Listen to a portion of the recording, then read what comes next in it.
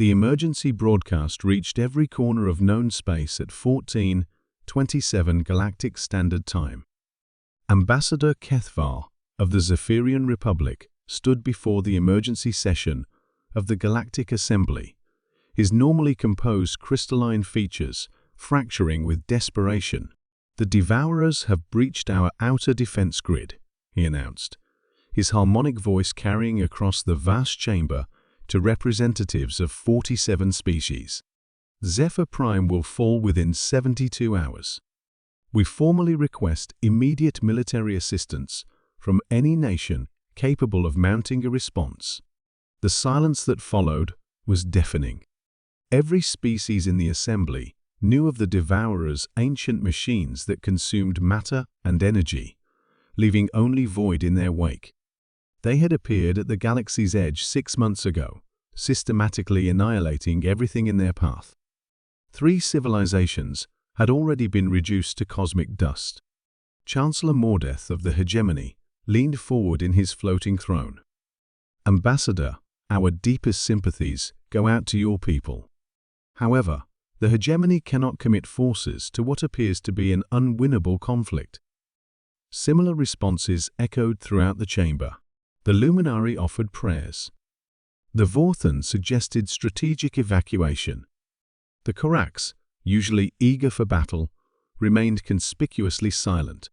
No one wanted to throw their fleets into the meat grinder that had destroyed civilizations far more powerful than the peaceful Zephyrians.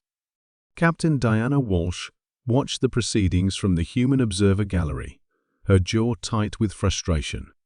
Earth's delegation wasn't even allowed to speak in assembly sessions.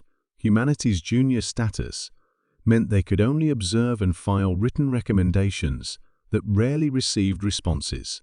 As Ambassador Kethvar's pleas grew more desperate, Diana made a decision that would change galactic history. She activated her personal communicator, broadcasting on the emergency frequency that would reach every human vessel within 50 light-years. "This is Captain Walsh of Earth Defense Command. Any human ships in range of this transmission, please respond." Within minutes, her comm system lit up with responses. Cargo haulers, exploration vessels, research ships, the scattered human diaspora across 3 sectors checking in. But Diana wasn't calling them. She opened a second channel, one that required biometric authorization and quantum encryption. A channel that, officially, didn't exist. "Command Authority, Omega 77. This is Captain Walsh. Request immediate activation of Lazarus Protocol. Authentication, Sierra Tango Alpha 99 Black." The response came exactly 3 seconds later, delivered in the calm, precise tones of an artificial intelligence that had been waiting decades for this moment. Authentication confirmed. Lazarus Protocol active. Estimated time to arrival, 47 hours. Prepare for full asset deployment. Diana smiled grimly as she watched the assembly debate whether to offer the Zephyrians moral support or simply funeral arrangements. None of them knew what was coming. 46 hours later, the Zephyrian Defense Force was down to its last 3 orbital platforms when the impossible happened. Space itself seemed to tear open as massive shapes emerged from what could only be described as artificially created wormholes. General Thexak, commanding the final defense of Zephyr Prime, stared at his tactical displays in disbelief. "What am I looking at?" His sensor operator's voice was barely a whisper. "Sir, I'm reading. Ships. Huge ships. Configuration unknown. Energy signatures are. They're off the scale." The vessels that emerged from the spatial rifts defied everything the galaxy thought it knew about human technology. Each ship was over 15 kilometers long, their hulls composed of materials that seemed to bend light around them. They moved with impossible grace for their size, completely ignoring the gravitational effects that should have made such maneuvers fatal to any organic crew. "Sir, incoming transmission. It's from the human fleet. Put it through." The voice that came through the comm system was unmistakably human, but carried an authority that made hardened warriors instinctively straighten. This is Admiral Sarah Chen of the UES Prometheus. Zephyrian forces fall back to minimum safe distance. We'll take it from here. Admiral, with respect, you have 12 ships against a devourer fleet that has destroyed 3 civilizations. Perhaps coordinated.